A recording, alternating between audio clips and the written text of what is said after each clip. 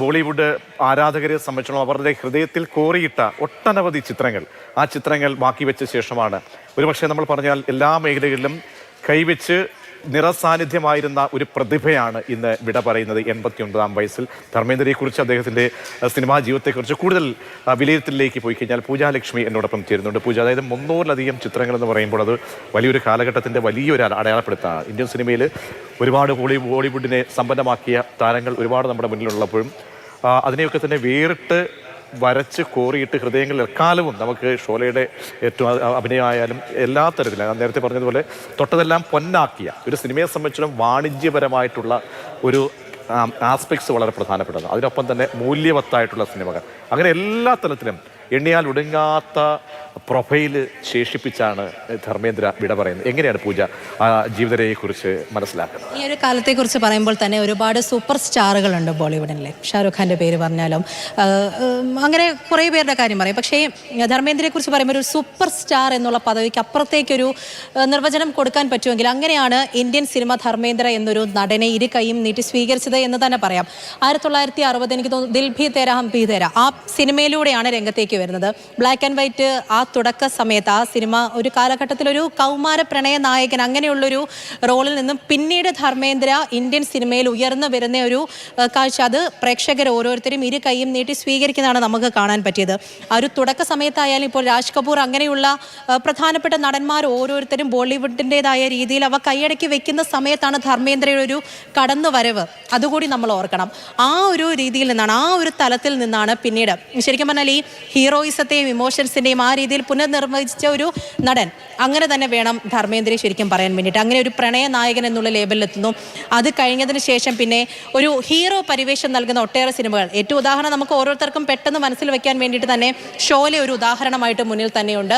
അത് അങ്ങനെ ഓരോ ആക്ഷൻ സിനിമകളിലേക്ക് എത്തുന്ന ഒരു ഹീറോ പരിവേഷം വരുന്നു. അങ്ങനെയാണ് ധർമ്മേന്ദ്ര ഒരു ഹീമാൻ, ആ ഒരു പേര് സിനിമാ ലോകം, ഇന്ത്യൻ സിനിമാ ലോകം ബോളിവുഡ് ധർമ്മേന്ദ്രയ്ക്ക് നൽകുന്നത് പോലും. ഇങ്ങനെ ഒരു ഹീറോയിക് പരിവേഷമായിട്ട് മുന്നിൽ വന്നിരിക്കുമ്പോൾ പോലും ഏത് മേഖലയിൽ കൈവച്ചാലും അതിൽ കൃത്യമായിട്ട് ആ കഥാപാത്രങ്ങളെ അഭിനയിച്ച് പ്രതിഫലിപ്പിക്കാൻ സാധിച്ച ഒരു മഹാനടൻ, ആ നിലയിൽ തന്നെയാണ് ഇന്ത്യൻ സിനിമാ ലോകം ഇപ്പോഴും ധർമ്മേന്ദ്രയെ കാണുന്നത് എന്നുള്ളത് പ്രധാനമാണ്. തുടക്കം ഇറങ്ങിയ സിനിമ മുതൽ ഏറ്റവും കൂടുതൽ ഹിറ്റ് സിനിമകൾ കരിയറുള്ള ഒരു നടൻ കൂടിയാണ് എന്ന് പറയണം. അത് മറ്റാർക്കും അവകാശപ്പെടാനില്ലാത്തതാണ് എന്നുള്ളതാണ് ഏറ്റവും പ്രധാനപ്പെട്ട ഒരു കാര്യം ഇപ്പോഴായാൽ പോലും. പറഞ്ഞതുപോലെ തന്നെ ഇന്ത്യൻ സിനിമയെ സംബന്ധിച്ചിടത്തോളം അങ്ങനെ ഒരു പ്രധാനപ്പെട്ട ഒരു കാലഘട്ടം 60, 70, 80 എന്നൊക്കെ പറയുമ്പോൾ വളരെ തീക്ഷ്ണമായിട്ടുള്ള ആ ഒരു കാലഘട്ടം, സാങ്കേതികത വളരെ ശുഷ്കമായിട്ടുള്ള ഒരു സമയമാണ്. ഇന്നത്തെ സാങ്കേതിക അപ്പുറത്തേക്ക് ഒരു സാങ്കേതിക തുടക്കത്തിലേക്ക് ഇങ്ങനെ പിച്ചവെക്കുന്നതേ ഉള്ളൂ. ആ സമയത്ത് പോലും ആ സിനിമ എത്രത്തോളം അതിനോട് നീതി പുലർത്താൻ ഈ നടന് കഴിഞ്ഞു എന്നുള്ളത് വളരെ പ്രധാനപ്പെട്ടതാണ്. അതായത് യുവത്വത്തിൻ്റെയും ആ കാലഘട്ടമൊക്കെ പിന്നിട്ട് കഴിഞ്ഞ് ഒരു സിനിമയിൽ നിന്നും അല്ലെങ്കിൽ അങ്ങ് പ്രായാധിക്യത്തിലേക്ക് എത്തുന്ന സമയത്ത് പോലും ഒരു 90-കൾക്ക് ശേഷം പ്രധാനപ്പെട്ട ക്യാരക്ടർ റോളൊക്കെ ചെയ്തപ്പോഴും അതുമൊക്കെ തന്നെ ശ്രദ്ധേയമായിരുന്നു. അപ്പോൾ നമ്മൾ നോക്കിക്കഴിഞ്ഞാൽ ഇന്ത്യൻ സിനിമയ്ക്ക്, ബോളിവുഡ് സിനിമയ്ക്ക് എത്രത്തോളം സംഭാവനകൾ നൽകിയ ഒരു അതുല്യ പ്രതിഭയാണ് വിട പറയുന്നത്. അതായത് നമ്മൾ പലപ്പോഴും പറയാറുണ്ടത്, പലപ്പോഴും നമ്മൾ ആലങ്കാരികമായി പറയുകയല്ല, ഒരു ചരിത്രം, ഇന്ത്യൻ സിനിമയുടെ ചരിത്രം ഒരർത്ഥത്തിൽ വിട പറയുകയാണ്. തീർച്ചയായിട്ടും നമ്മൾ ആദ്യം തന്നെ ഈ പറഞ്ഞു വന്നത് തുടക്ക സമയം മുതലുള്ള, അതായത് നമ്മുടെ സിനിമ എത്രത്തോളം മാറി മറിഞ്ഞിരുന്ന ഓരോ ഘട്ടത്തിലും നമ്മൾ സംസാരിക്കുന്നത് ആ കാലം മുതൽ, തുടക്കകാലം മുതൽ ഇന്ത്യൻ സിനിമയ്ക്ക് വന്ന മാറ്റങ്ങളിലൂടെ എല്ലാം സഞ്ചരിച്ച ഒരു നടൻ കൂടിയാണ് ധർമ്മേന്ദ്ര എന്ന് തന്നെ പറയേണ്ടി വരും. ഞാൻ അല്പസമയം മുമ്പ് പറഞ്ഞു നിർത്തിയത് എന്താണെന്ന് വെച്ചാൽ ഏത് ക്യാരക്ടേഴ്സും ഏത് ഇമോഷനിലായാലും അത് കൃത്യമായിട്ട് കൈകാര്യം ചെയ്തു പോവുകയും ഓരോ പ്രേക്ഷകരുടെ മനസ്സിൽ കൃത്യമായിട്ട് ഇടം നേടിയ ഒരു വ്യക്തി എന്നുള്ള രീതിയിൽ തന്നെയാണ് ഇപ്പോഴും ധർമ്മേന്ദ്ര നിലനിൽക്കുന്നത്. നമ്മൾ പറഞ്ഞു ആദ്യം തന്നെ ഒരു കൗമാര പ്രണയ നായകൻ എന്നുള്ള രീതിയിലാണ് സിനിമാ രംഗത്തേക്ക് വരുന്നത്. അതിനുശേഷം ഹീറോ, ആ ഒരു പരിവേഷത്തിലേക്ക് വരുന്നു. അതിൽ തന്നെ കൃത്യമായിട്ടുള്ള നല്ല ഗംഭീരമായിട്ടുള്ള റോളുകൾ തരുന്നു. അതിനുശേഷം ഹാസ്യ റോളുകളൊക്കെ തന്നെയാണെങ്കിലും അതും കൃത്യമായിട്ട് തന്നെ ധർമ്മേന്ദ്രയ്ക്ക് ചെയ്യാൻ സാധിച്ചിട്ടുണ്ട് എന്നുള്ളത് എടുത്തു പറയേണ്ട ഒരു കാര്യം കൂടിയാണ്. അങ്ങനെ എല്ലാ തലങ്ങളിലും വ്യക്തിമുദ്ര പതിപ്പിച്ച ഒരു മഹാനായ നടൻ കൂടിയാണ് വിട വാങ്ങുന്നത് എന്ന് തന്നെ പറയാം. കൈപ്പിള്ളി, എനിക്ക് തോന്നുന്നു ഇന്ന് ഏറ്റവും പുതിയൊരു സിനിമയുടെ ഒരു ഫസ്റ്റ് ലുക്ക് അദ്ദേഹത്തിൻ്റെതായിട്ട് രാവിലെ പുറത്ത് വന്നിട്ടുണ്ട് എന്നാണ് ഞാൻ മനസ്സിലാക്കുന്നത്. ആ സിനിമയുടെ പേര് എനിക്ക് കൃത്യമായിട്ട് അറിയത്തില്ല. അപ്പോൾ ഏറ്റവും ഒടുവിൽ തന്നെ അതെ, തീർച്ചയായിട്ടും അങ്ങനെ ആ സിനിമയുടെ ഒരു ഫസ്റ്റ് ലുക്ക് പോലും ഇന്നത്തേക്ക് പുറത്ത് വന്നിട്ടുണ്ടായിരുന്നു.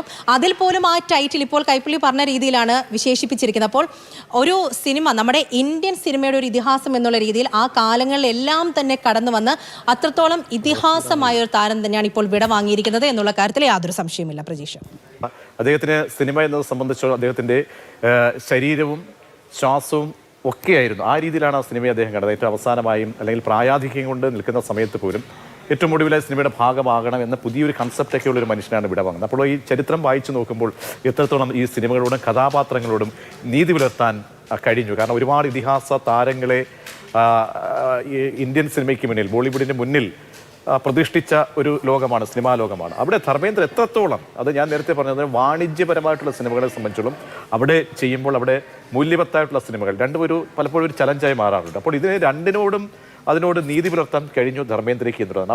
പല ചിത്രങ്ങളും ആ രീതിയിലാണോ അടയാളപ്പെടുത്തുന്നത്? തീർച്ചയായിട്ടും. ഇതിൽ 1960 ആദ്യത്തെ സിനിമ എന്നുള്ളത് നവംബർ 4 തീയതിയാണ് എന്നാണ് ഞാൻ മനസ്സിലാക്കുന്നത്. അന്നാണ് ആദ്യ സിനിമ റിലീസാകുന്നത്. അപ്പോൾ ആ ഒരു കാലഘട്ടം തന്നെ 60കളിൽ തന്നെ ധർമ്മേന്ദ്ര എന്ന നടൻ്റെ ഒരു ഇമോഷൻ, ആ ഒരു റേഞ്ച് എത്രത്തോളം ഉണ്ട് എന്ന് ബോളിവുഡ് കൃത്യമായിട്ട് തന്നെ മനസ്സിലാക്കിയിട്ടുണ്ടായിരുന്നു. 2 സിനിമകൾ, ഒന്ന് 1966 പുറത്തിറങ്ങിയ അനുപമ, 1963 പുറത്തിറങ്ങിയ ബാന്തിനി, 69 പുറത്തിറങ്ങിയ സത്യകം എന്നീ ചിത്രങ്ങൾ. അതിലെ തന്നെ അഭിനയം ശരിക്കും ഒരു ധർമ്മേന്ദ്രയിലെ ഒരു ഇമോഷണൽ റേഞ്ചിന്റെ ആഴം വെളിപ്പെടുത്തുന്ന തരത്തിലുള്ളതായിരുന്നു.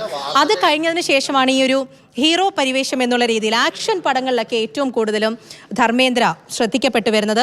അതിലെ ഏറ്റവും പ്രധാനപ്പെട്ട ഉദാഹരണങ്ങൾ നമ്മൾ ഓരോന്നും പറയുന്ന ഈ ഷോലെ ആയാലും ധരംവീർ ആയാലും യാദോം കി ബരാത്ത് ആയാലും ഇതൊക്കെ ഒരു 70 കാലഘട്ടത്തിൽ പുറത്തിറങ്ങുന്നതാണ്. ആ സമയത്താണ് ഒരു ആക്ഷൻ കിങ് ആയി മാറ്റുന്നത്. ഹീമാൻ എന്നുള്ളൊരു പേര് ധർമ്മേന്ദ്രയ്ക്ക് മാത്രമായിട്ട് ഇന്ത്യൻ സിനിമാ ലോകത്ത് വീഴുന്നതുമൊക്കെയാണ്. അതെല്ലാം തന്നെ ഏറ്റവും കൂടുതൽ പ്രേക്ഷകർ ഓരോരുത്തരും ഇരു കൈയും നീട്ടി സ്വീകരിച്ചതാണ്. ഞാൻ ഈ പറഞ്ഞതുപോലെ തന്നെ ഏറ്റവും കൂടുതൽ ഹിറ്റ് ചിത്രങ്ങളുള്ള ഒരു നടൻ എന്നുള്ള രീതിയിലാണ് അപ്പോൾ ആ തരത്തിലാണ് ഏത് കഥാപാത്രങ്ങളായാൽ തന്നെയും അത് കൃത്യമായിട്ട് തന്നെ അഭിനയിച്ച് ഫലിപ്പിക്കാൻ കഴിയുന്ന, ഒരു ക്യാമറയ്ക്ക് മുന്നിൽ എത്തുന്നു, അഭിനയിക്കുന്നു, തിരിച്ചു പോകുന്നു, അങ്ങനെയല്ല, കൃത്യമായി തന്നെ ഹീറോ, ആക്ഷൻ ഹീറോ ആണെന്നുണ്ടെങ്കിൽ ആ തരത്തിൽ, ഇമോഷൻസ് ആണെന്നുണ്ടെങ്കിൽ ആ രീതിയിൽ, അങ്ങനെ ഓരോ ചിത്രങ്ങളും അവസാനം വരെയുള്ള ഓരോ ചിത്രങ്ങൾ എടുത്തു നോക്കിയാലും ധർമ്മേന്ദ്ര എന്നുള്ള നടന്റെ റേഞ്ച് അത് എത്രത്തോളം ഇന്ത്യൻ സിനിമാ ലോകത്ത് പ്രധാനപ്പെട്ടതാണ് എന്ന് മനസ്സിലാക്കി തന്നിരുന്നു.